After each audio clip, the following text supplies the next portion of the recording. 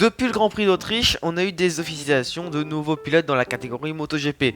Ces nouveaux pilotes sont des rookies et dans cette vidéo je vais vous montrer la carrière de ce rookie jusqu'à l'arrivée en MotoGP. Et si cette vidéo vous plaît, n'hésitez pas à lâcher votre plus gros pouce bleu, ça ferait extrêmement plaisir. À vous abonner si vous aimez mon contenu, activez la cloche de notification pour trouver de toutes nouvelles vidéos qui vont sortir sur la chaîne. Je voulais aussi vous remercier pour tous les retours que j'ai eu sur la vidéo, que sont-ils devenus. Et merci aussi pour les 100 abonnés parce qu'on a dépassé les 100 abonnés, ça fait plaisir. C'est quand même un palier important, je sais que par rapport aux gros youtubeurs qu'on a sur la plateforme, 100 abonnés ça peut paraître minime, mais pour moi c'est énorme, ça montre que mon travail quand même est apprécié par des personnes. Bon, je vous laisse tout de suite avec la vidéo, j'espère que ça vous plaira. C'est parti. Juste pour que vous soyez sûr de ce qu'est un rookie, je vais vous dire la définition exacte d'un rookie dans le monde du MotoGP. Un rookie, c'est un pilote débutant dans une catégorie, qu'il débute soit en Moto 3, Moto 2, Moto I ou en MotoGP. Ce pilote sera un rookie, qu'il ait 18, qu'il ait 30 ans, il sera un rookie si c'est sa première saison en MotoGP. D'ailleurs, en MotoGP, même si ça fait 2 ans qu'on a pu ce mini championnat de rookie, puisque Augusto Fernandez et Pedro Acosta étaient tout seuls à leur arrivée en tant que rookie, on avait un mini championnat entre les rookies pour savoir qui était le meilleur rookie de la catégorie lors de cette année. Il y a eu notamment Fabio Quartararo qui a remporté ce titre de meilleur rookie en 2019. Mais donc voilà, vous savez maintenant ce qu'est un rookie et on peut passer là maintenant à la vidéo. Bon, déjà, qui est Fermín Aldeguer? Il est né le 5 avril 2005 à Murcia. Tiens, comme un certain Pedro Acosta. À l'heure actuelle, il est pilote moto de chez Speed Up, qui sont des motos équipées de châssis Bosco-Scuro. Et l'année prochaine, il roulera pour Gresini en MotoGP sur une Ducati. Par rapport à tous les pilotes qu'on pourrait avoir en MotoGP à l'heure actuelle, Fermín Aldeguer n'est pas passé par le Moto 3 lors de son arrivée en Grand Prix à 16 ans.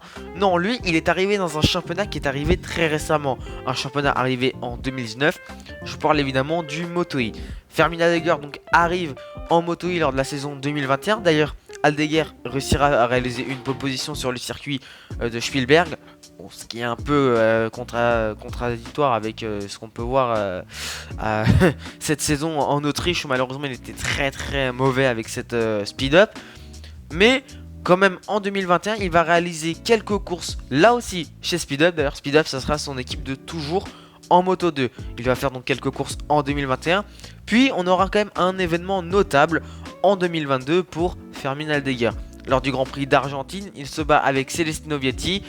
Malheureusement, dans l'avant-dernier virage du circuit, Fermín Aldeguer ira tomber alors qu'il pouvait aller remporter sa toute première victoire en Moto 2. C'était vraiment dommage pour le pilote Speed Up. Et après, on ne l'aura pas non plus revu aux avant-postes. On l'aura vu quand même faire quelques bons coups d'éclat. Malheureusement pour lui, ça n'en a pas fait d'autres.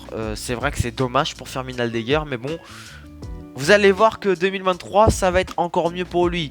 Parce que Aldeguer va venir s'imposer notamment lors du Grand Prix de Grande-Bretagne qui sera sa toute première victoire en Grand Prix et en Moto 2. Puis arrivent 4 courses, les 4 dernières courses de la saison 2023 où tout simplement Fermín Aldeguer va venir tuer le game. Il va venir remporter les 4 dernières courses de la saison d'affilée. Et là, on s'est dit, mais attendez, Aldeguer, il va falloir le suivre parce qu'il a battu quand même Pedro Acosta qui à ce moment-là, avant la Malaisie, jouait le titre de champion du monde. Parce que là, on se dit, mais attendez, là, il bat Acosta qui joue encore un peu le titre de champion du monde, même si c'est presque fait. On se dit donc qu'à tout moment, vu qu'on savait que Luca Marini allait quitter la VR46 pour aller rejoindre Honda, on s'est dit, mais attendez, il y a une place vacante chez VR46. Est-ce que DJ Antonio va être signé chez la VR46 ? Il y avait des grosses rumeurs pour Fermín Aldeguer. D'ailleurs, la VR46 a eu des discussions pour essayer de casser son contrat parce qu'il avait déjà son contrat pour la saison 2024 avec Speed Up, encore eux, pour remballer une nouvelle saison. Bon, ça ne s'est pas fait. Par contre, quelle fut notre surprise? Alors, après le Grand Prix du Qatar et juste avant le Grand Prix du Portugal, on a la news. Fermín Aldeguer a signé un contrat MotoGP avec Ducati pour 2025. Et là, on s'est dit, mais attendez, là, Ducati, ils ont peut-être fait le gros coup de l'année. On l'a vu, Aldeguer n'a pas été très bon en début de saison, il y a eu beaucoup d'erreurs.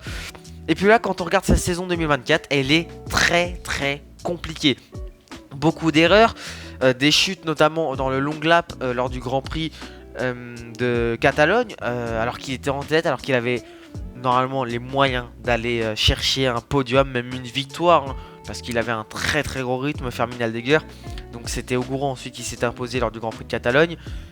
Et là, on l'a vu, de pire en pire, il ne fait pas de bons résultats, il est presque en bataille pour les points, il s'est bataillé pour les points en Grande-Bretagne et en Autriche, alors que quand même Fermín Aldeguer est un pilote qui va monter en MotoGP. Il y a eu des rumeurs comme quoi Ducati ne souhaitait en fait rompre son contrat, et c'est pour ça qu'on a attendu longtemps avant son officialisation, c'est chez Gresini pardon.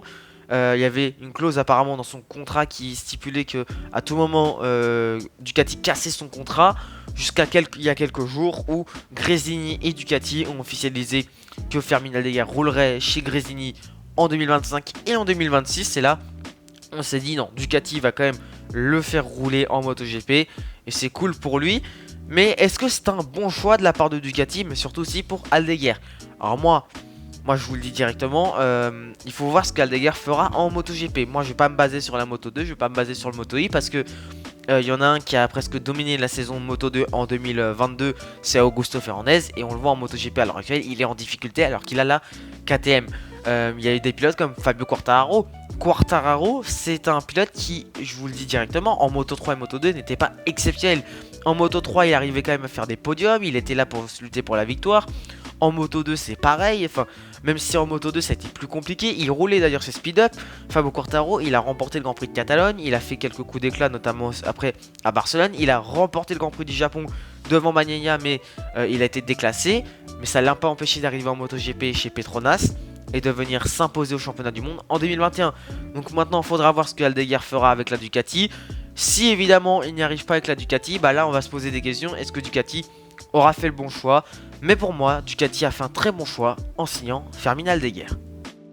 Voilà, cette vidéo est terminée, j'espère que vous aura plu. Si oui, n'hésitez pas à lâcher votre plus gros pouce bleu, évidemment ça me ferait extrêmement plaisir pour le référencement. À vous abonner si vous aimez mon contenu, activez la cloche de notification pour être au courant de toutes nouvelles vidéos qui vont sortir sur la chaîne. En tout cas, c'était Checheux, moi je vous dis à bientôt dans une prochaine vidéo.